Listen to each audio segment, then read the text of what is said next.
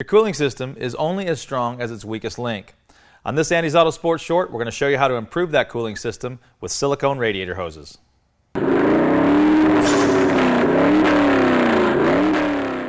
Radiator hoses are what the water or coolant travels through in order to go from the radiator to the engine block in order to keep it cool.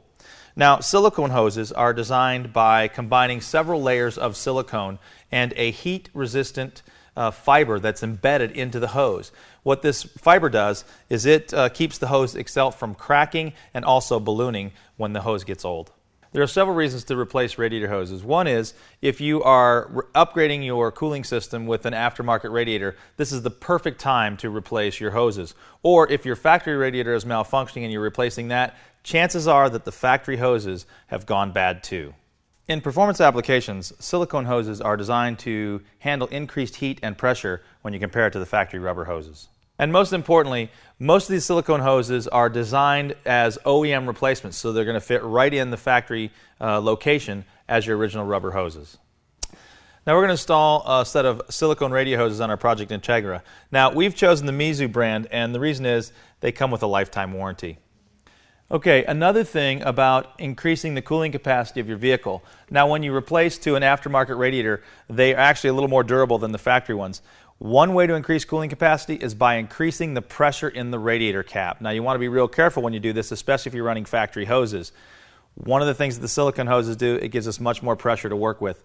Also, when you increase the radiator cap, for every 1 pound of pressure that you increase, the boiling point of the water or coolant actually goes up. If you ever wonder why you're watching racing and you can see they show a gauge on the display and it'll show that the car's running 270 degrees, well, we know that water boils at 210 and it's not boiling at this point. That's the pressure that's doing that. Another reason to run the silicone radiator hoses, they can handle a lot more pressure.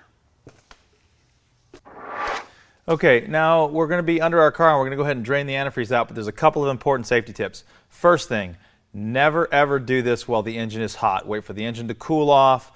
Antifreeze is very hot, will burn you very easily. Another thing, we are dealing with antifreeze in our Project Integra. Remember, it is highly toxic to animals and they like the smell. So if this gets on the ground or you leave this unattended, animals will actually come up here and drink this fluid and it will kill them. So be very mindful of that when you're draining your antifreeze. Now, when you're under your vehicle on our radiator, now we have our Champion cooling radiator in here, obviously, and it has a little petcock on the very bottom. Now, here's the petcock right here. It's very simple. You just literally just twist it, and then the fluid will come flowing out the end. Make sure you have your drain pan in the way. Now we're going to go ahead and remove the hose clamps. Now, there's one from the bottom. Now, when we replaced our radiator, I went ahead and made sure that my clamp was in a position that I could get to it, just in case I needed to change my hoses. So this one's going to be real easy to get to. Comes right through this little hole right here. It's designed specifically for that. We're going to pull that clamp off, then we're going to change our hoses. Okay, now we're going to go ahead and replace our hose. Now these hoses were actually, it was actually time to change these. When you squeeze them, I don't know if you can hear that or not, but they kind of crackle, and when they crackle, that means the actual rubber itself is breaking down. So now we're going to remove these two hose clamps here, and we're going to go ahead and remove our upper radiator hose.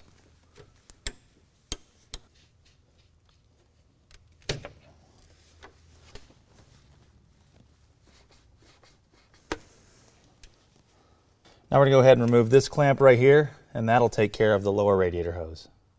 Okay, now when it's time to put your radiator hoses back on, your new ones, you're going to want to put the clamps on first. Now I'm going to go ahead and use the pressure clamps that came on the vehicle. You're going to go ahead and put those on over the top and just let it sit there for right now, but you want to put them all the way down so that they're not going to interfere with the neck of the radiator or of the other piece. And one of the things is this is going to make it a lot easier once you get them on. Also, you're going to want to make sure that they're clocked correctly. So you want to make sure that you can actually get to the hose clamp once you have the hose in place. The best way to do that is just to put them on directly from when you take it off your other hose. Just go ahead and put it right on the new one. Okay, now that we have our clamps in place on our hose, we're going to go ahead and put these back in place just like we took them off. Okay, now that we've got our petcock closed and our hoses in place, we can go ahead and refill our radiator with our antifreeze.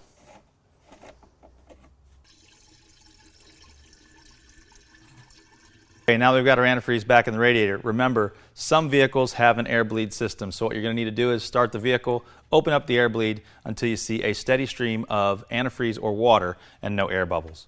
Now that you know the importance of putting on silicone radiator hoses, the popular brands we carry are Blackworks, Venair, Mishimoto, Samco, and of course Mizu. Don't forget to check out our video on radiators to help cool your car even more. We hope you've learned something today, and we'll see you on another Andy's Auto Sport Short.